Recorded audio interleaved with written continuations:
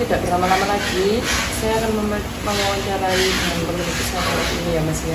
Sebelumnya perkenalkan terlebih dahulu.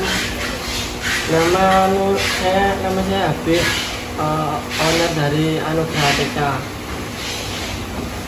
Untuk lokasi perusahaannya gimana Mas? Bisa dijelaskan? Lokasinya di Kedanyang. Perusahaan ini berdiri di bidang apa Mas? Bergerak di bidang apa? Bergerak di bidang alat tulis. Untuk struktur organisasinya bagaimana Mas di dalam perusahaan ini? Dan jumlah karyawannya ada berapa? Untuk sementara karyawan ada 20 orang. Itu struktur organisasinya itu mulai dari kepala gudang, kepala toko, terus nyabang-nyabang, ada staf, admin, terus paling bawah bagian teknis. Terus untuk proses bisnisnya yang dijalankan itu bagaimana Mas? Proses bisnisnya ini untuk marketingnya gitu ya. Iya. Itu kita itu suplai ke toko-toko. Suplai ke toko-toko sama sambil online, on shop. Berarti offline juga menyediakan, online juga ada ya Mas ya? Ada. Lebih ke grosiran gitu kan, distributor gitu.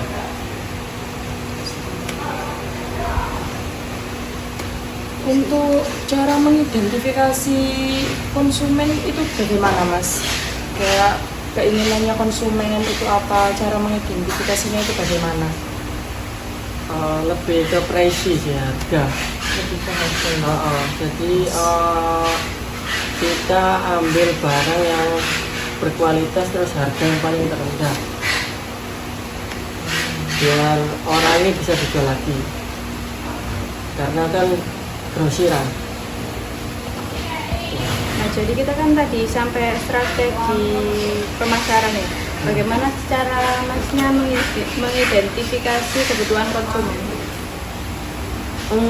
Untuk kebutuhan konsumen itu biasanya produk kita kan banyak loh. Ada yang alat tulis untuk sekolah, alat tulis untuk kantor. Nah itu biasanya kalau alat tulis untuk kantor itu biasanya minta yang bagus-bagus, yang brand yang memangnya udah terkenal lah, kayak Stadler, Joyko. Tuh, kalau untuk anak sekolah itu lebih ke low price. Tapi yang lebih menarik gitu ya. Iya, terus gambar-gambarnya juga banyak, kayak gambar-gambar kayak sekarang kan Labubu. Terus kalau untuk target pasarnya sendiri itu dari yang gimana?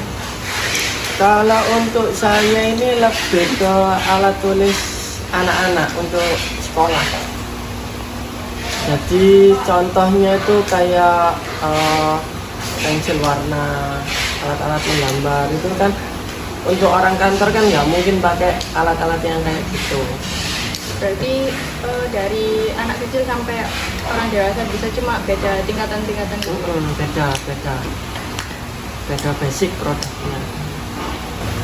Untuk kualitasnya sendiri, apa komitmen perusahaannya Masnya terhadap kualitas produk sama layanan tersebut? Untuk kualitas itu kualitasnya standar lah, standar. Kalau kita itu standar, lebih ke penekanan harga biar yang saya suplai kayak toko-toko itu bisa dijual lagi dengan untung yang lumayan. Berarti bisa sistemnya secara grosir sama Iya, rincian grosir, bisa? lebih ke grosir, Mbak. Untuk omset per bulannya berapa kira-kira kalau boleh tahu?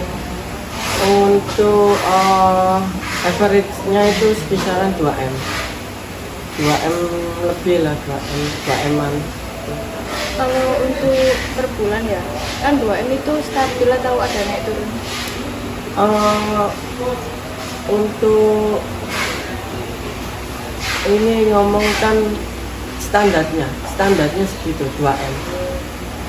Untuk lebih besarnya itu ada di bulan-bulan tertentu, kayak mau masuk anak sekolah tahun ajaran baru itu loh. Berarti ada kenaikan naik pesatnya Mas itu ya? pas itu naik kisaran 50%. Jadi bisa 3M lah. Kalau untuk hari-hari biasa, bulan-bulan normal itu 2M. Baik, selanjutnya ini ada bagaimana strategi penentuan harga produknya atau layanannya itu gimana? Oh. Kalau saya kan harga produk kan bukan layanan. Iya. Untuk produk itu penentuan harganya itu pertama itu dari modal awal. Jadi kita dapat harga berapa, terus biasanya itu saya up sekitar 20-an lah, 20%, 10 sampai 20%. Itu untuk sudah termasuk biaya karyawan, biaya administrasi. Ya. Terus untuk barang-barang yang produksi sendiri kayak maklon di pabrik gitu loh ya. Itu dari bahan baku lah kita lihat di pasar itu harga berapa. Katakanlah barang ini itu ini kan punya kompetitor, ini katakanlah ini 10.000. Nah terus saya itu produksi itu HPP-nya di angka 7.000. Kalau untuk 10% kan terlalu sedikit. Nah jadi saya lihat harganya ini, terus saya ke bawain dikit, jadi tidak sampai merusak pasar. Ini salah satu contoh produk isolasi yang terkenal di Indonesia, Yaci, punya EPT Kacindo. Saya tak lihat barangnya.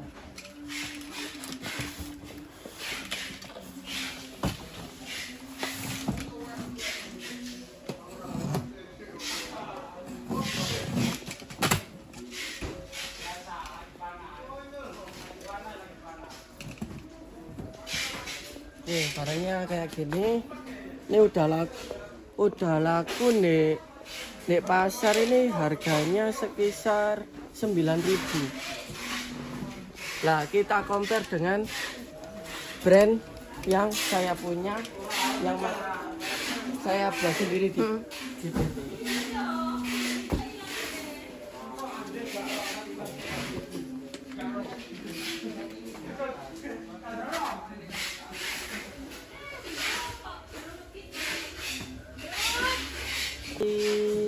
Barang ini dengan harga 9.000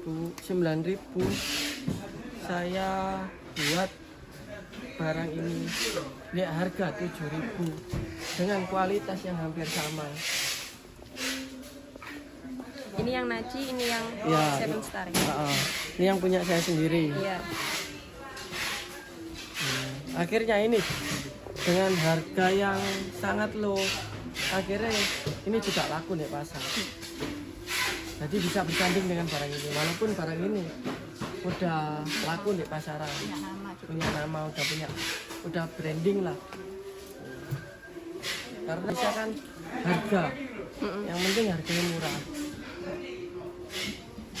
Selanjutnya itu untuk strategi promosinya itu gimana ya Mas? Maupun offline maupun online-nya? Iya. Kalau untuk offline ada sales. Jadi sales itu bawa katalog, price, harga, terus ditawarkan ke toko-toko. Jadi toko-toko itu dapat harga berapa, terus kita tawarin dengan harga yang lebih murah gitu. Biar barangnya bisa masuk ke toko itu dan bisa dijual lagi ke end user. Kalau untuk online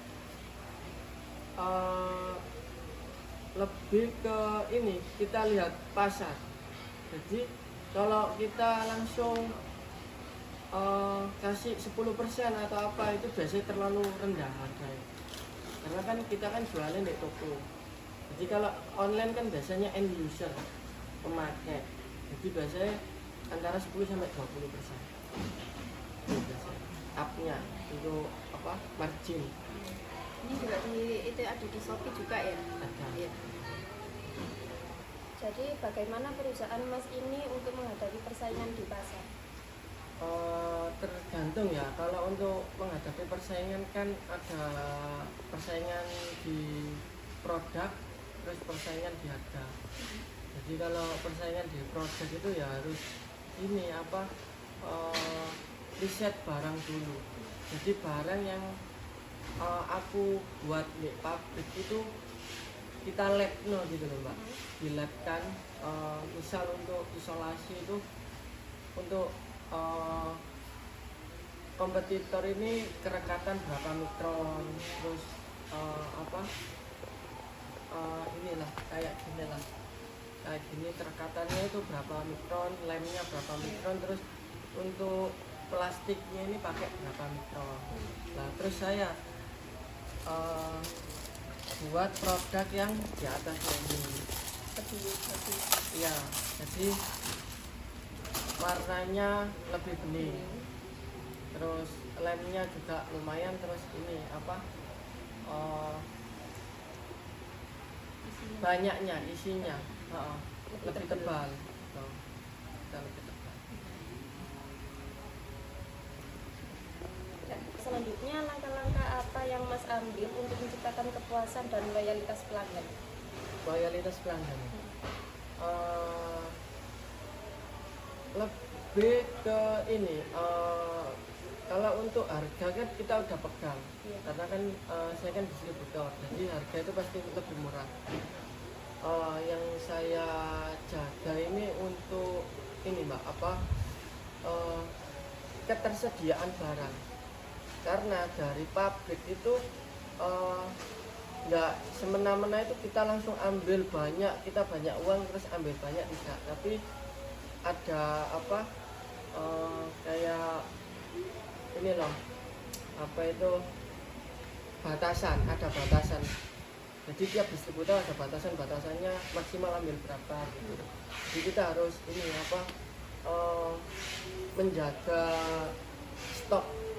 Jadi yang beli ini nggak sampai kehabisan. Ya untuk harga pasti bagus.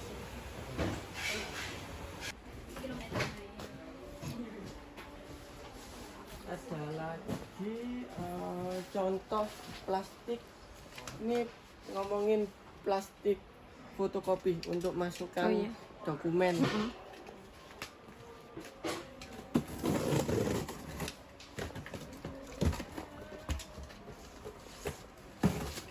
Nah Ini yang biasanya dibuat habis fotokopi kan? ya, ini yang biasa buat fotokopi. Nah ini yang biasa laku di pasar kan ini. Terus gimana caranya saya ini untuk menyaingi produk ini? Ya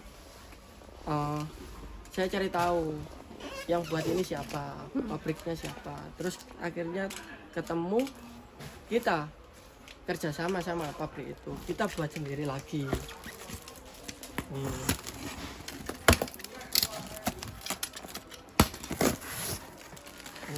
Nah ini non brand, tidak ada merek, bahan sama, pabrik juga sama, caranya juga gitu.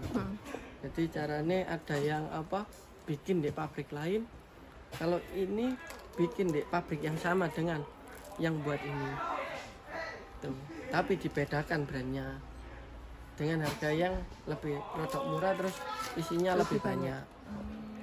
Ini punya masnya iki. Nah, ini yang biasa di pasar itu, yang punya pabrik itu sendiri. Ini saya maklonkan di sana.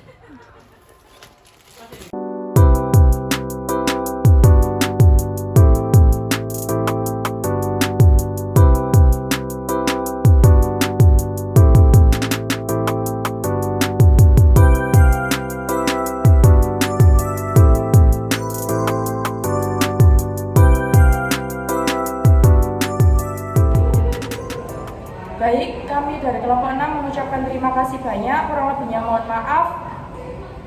Wassalamualaikum warahmatullahi wabarakatuh.